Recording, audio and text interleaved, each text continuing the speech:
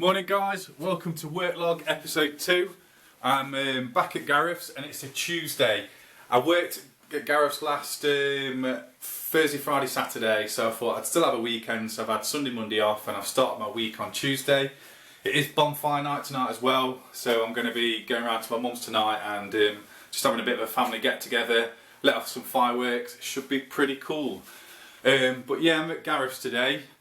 And he wanted me to box some pipes in, some radiator pipes, which are these ones just here.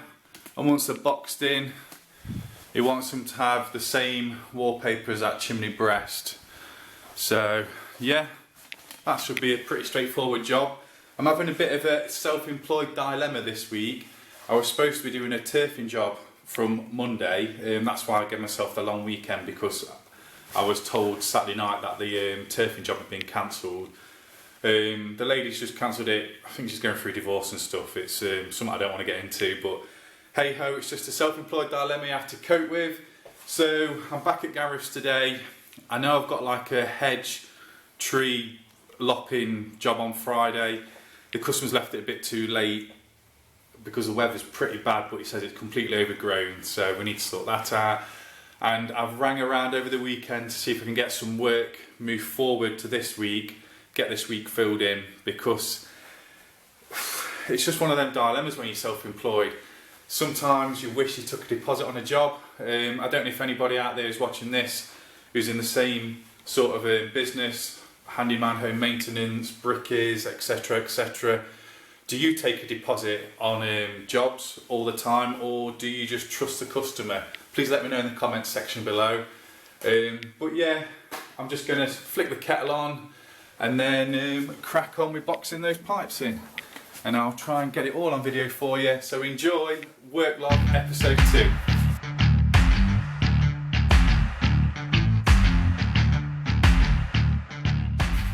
So guys, to start off with, I'm going to be cutting into this coving from our piece of timber to run all the way up to the ceiling. Run some framing down this side of the wall and to make it look like a complete boxed in section.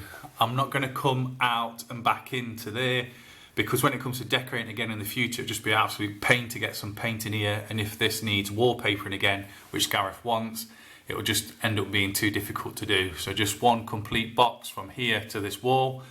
I was going to box in these pipes, but Gazza has bought some of those central heating skirting board covers. I personally have never used them before because I've heard a lot of bad press about them, saying they look cheap and nasty. When you cut them, they don't cut very well. I'm not too sure, folks, but if anybody who's watching this has them fitted in their house or have used them before and won't use them again, please leave a comment below. I was going to get them for these pipes, but I couldn't find the depth and the width to fit over those pipes, so I'm just going for the traditional hardboard and then timber frame on these ones. So yeah, I'm going to measure all my wood, get all that sorted out and crack on.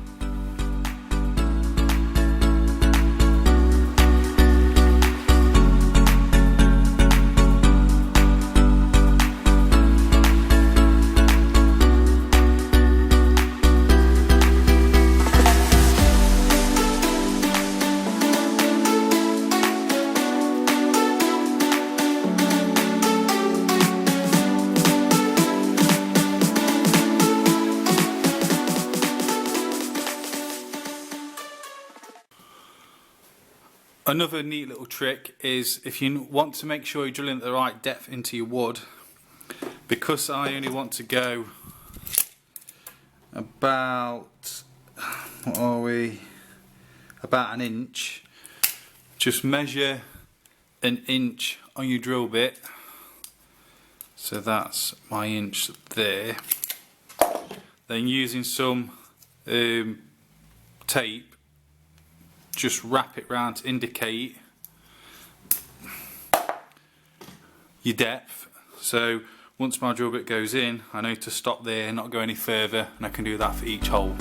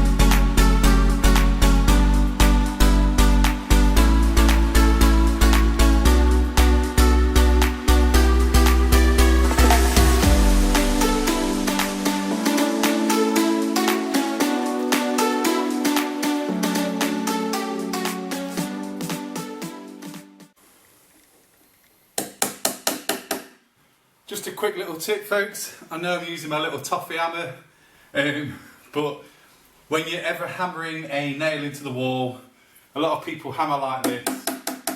Takes forever to put it in. Full force of the hammer is if you hold the handle right at the bottom, you get good leverage. Just watch your fingers.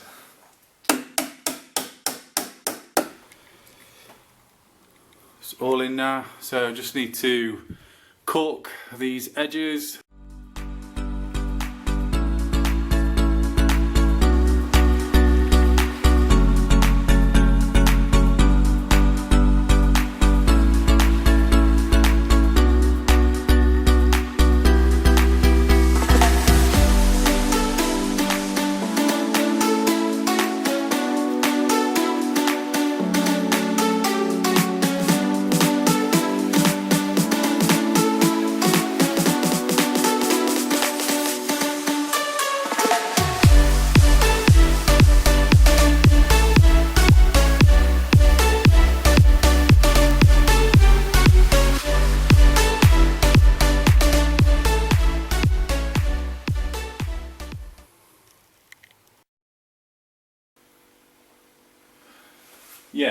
Yeah, what it was, I've had a penalty charge notice through for my, well, apparently I was driving down the wrong side of the road in London, down a bus and taxi route, and in the pictures it's not exactly my car. It's the same make car, but completely different wheels and has none of the markings my car's got on it.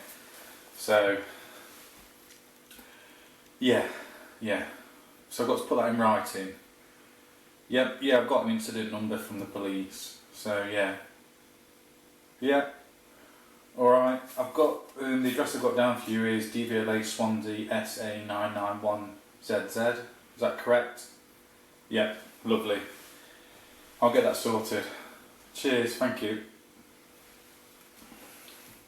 Fuck's sake.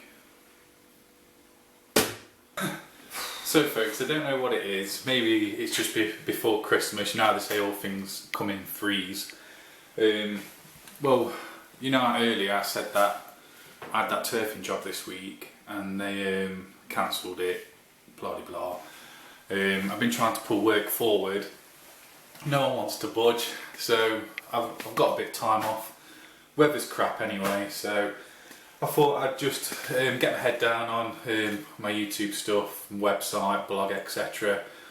and get my toolboxes cleaned out and stuff. And lo and behold, I get a call from my mum.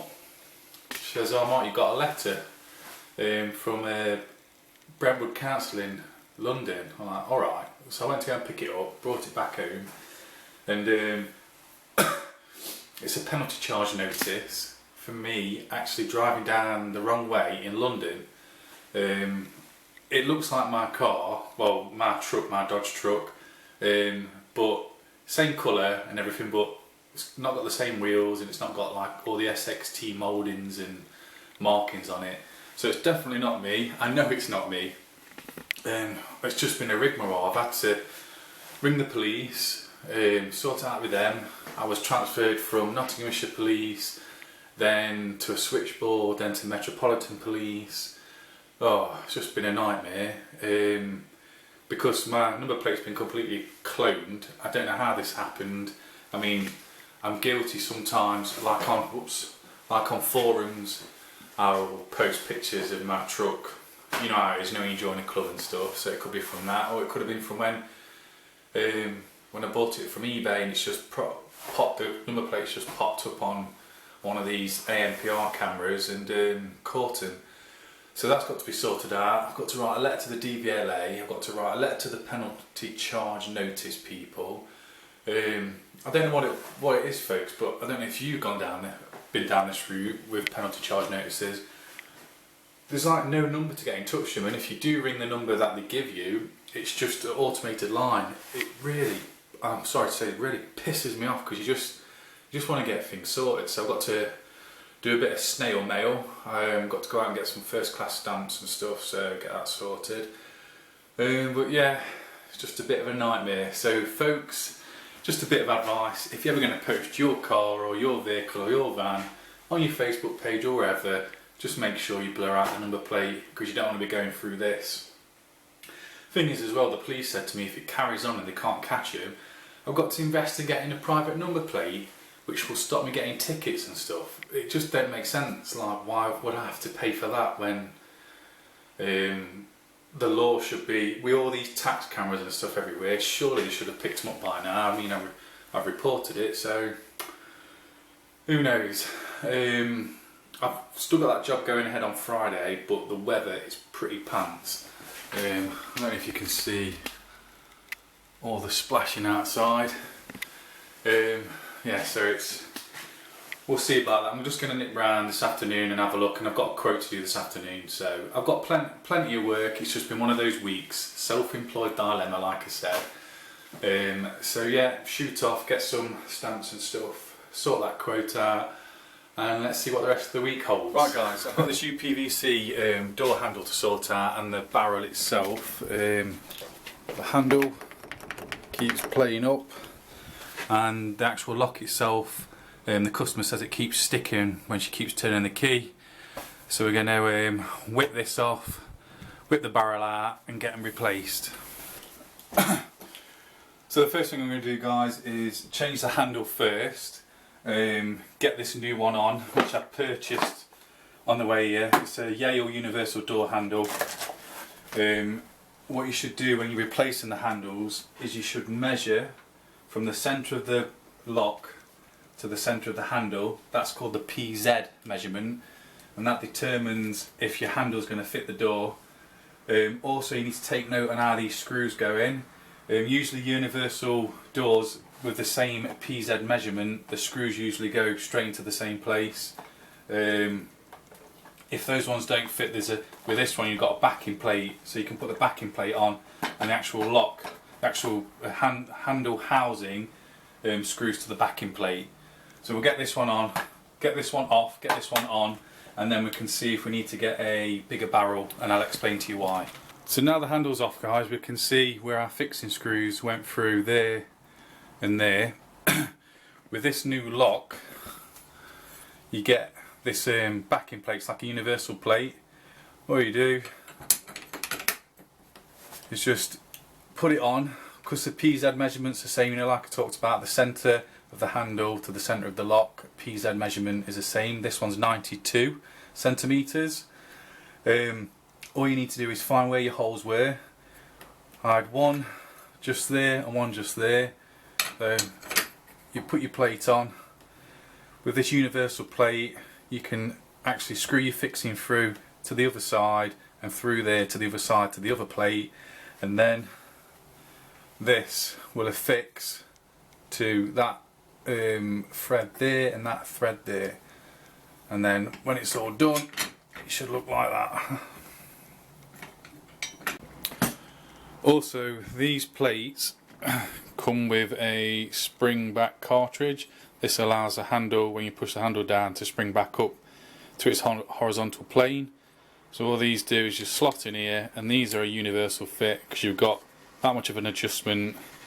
So when it comes to putting them on, this here, that adjustment allows you for them to just fit just right. So we'll get all this together and then I'll put the handles on.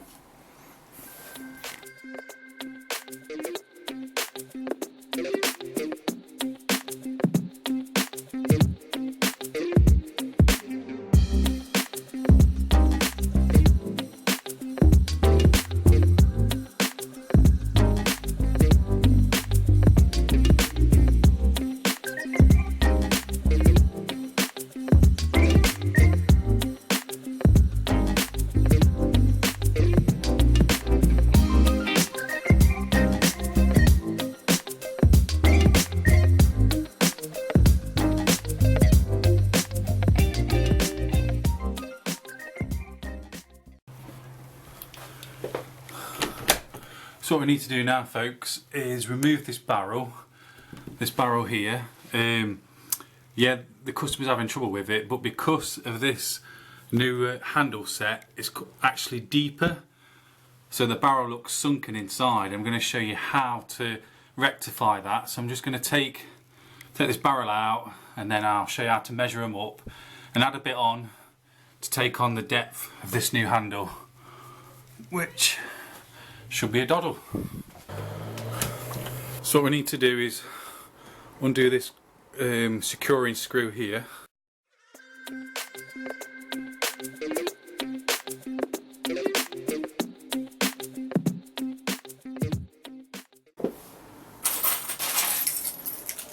And then taking your house key, pop it in, turn it, and eventually it will come out.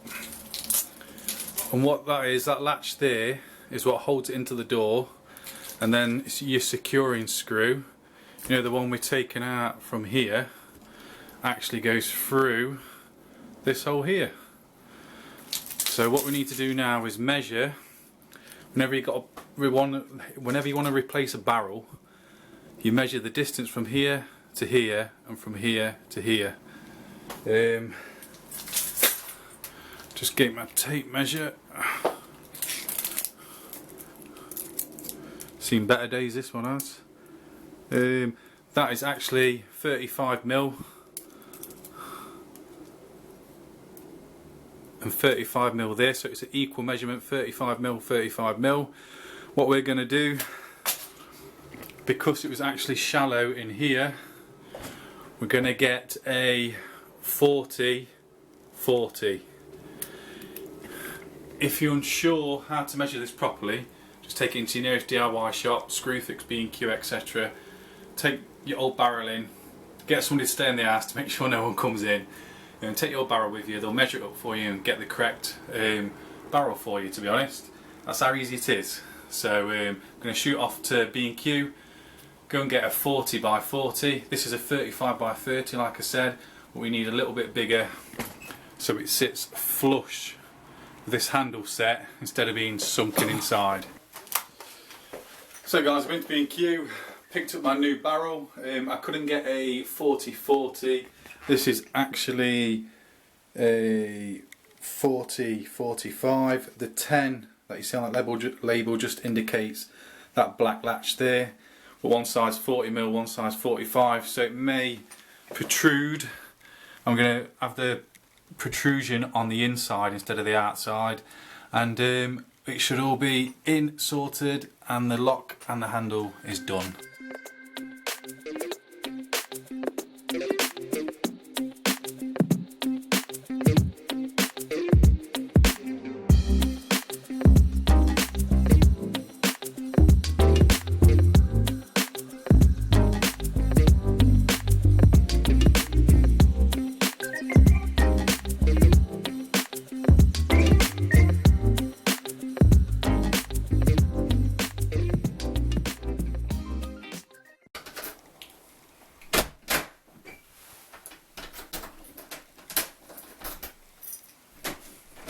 So what I decided to do, guys, is put the protrusion on the outside because it looks a lot better that way as well. So I'll just show you.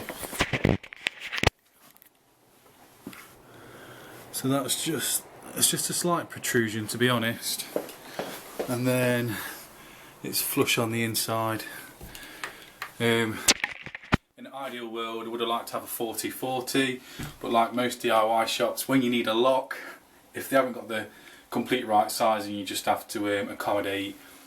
So I just went a little bit bigger, and that's why I got the protrusion on the outside, and to be honest it looks pretty good, and in the dark you'll be able to feel where the lock is anyway. So quid's in, so that job's done.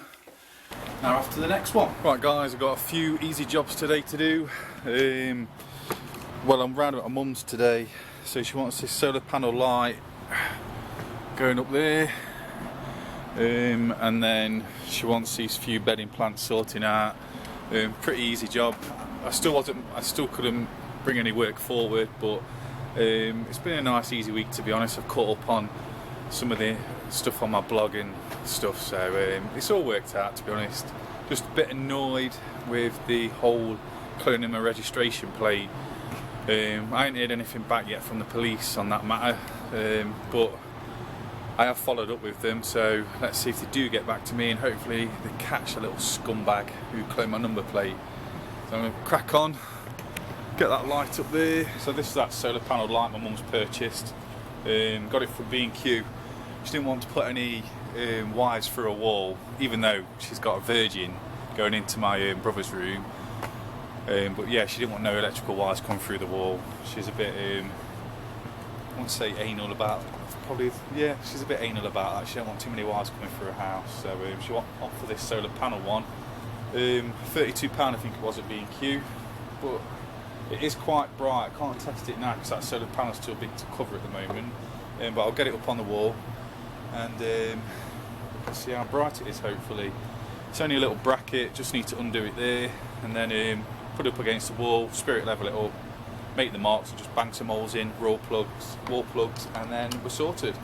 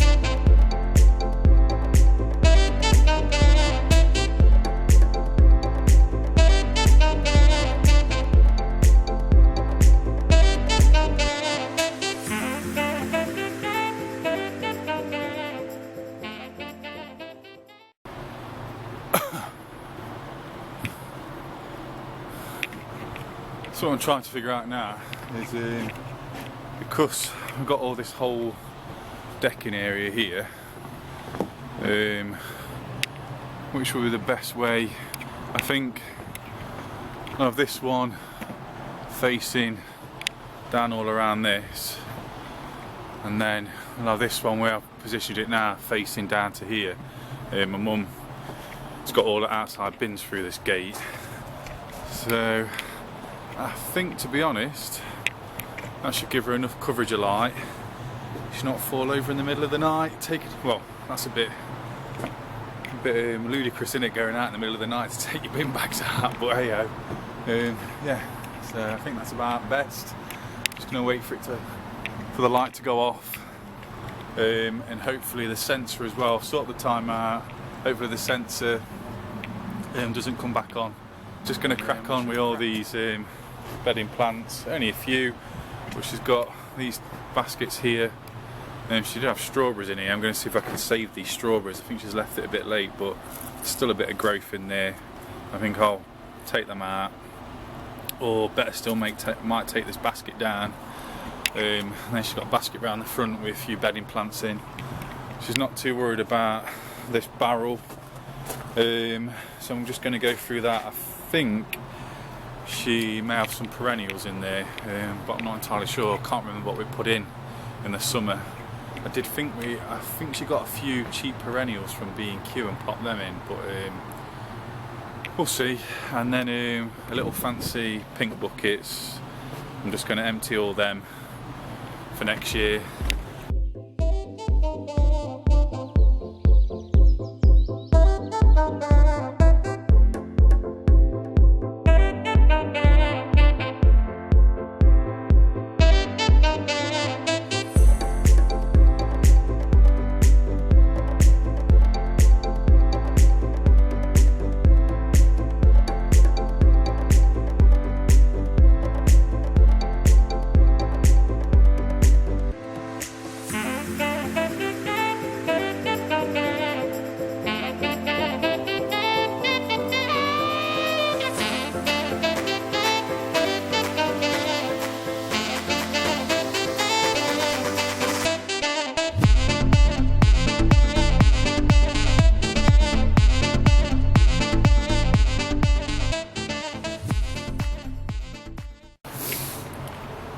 My mum's decided to have me remove all these out of this big oak planter.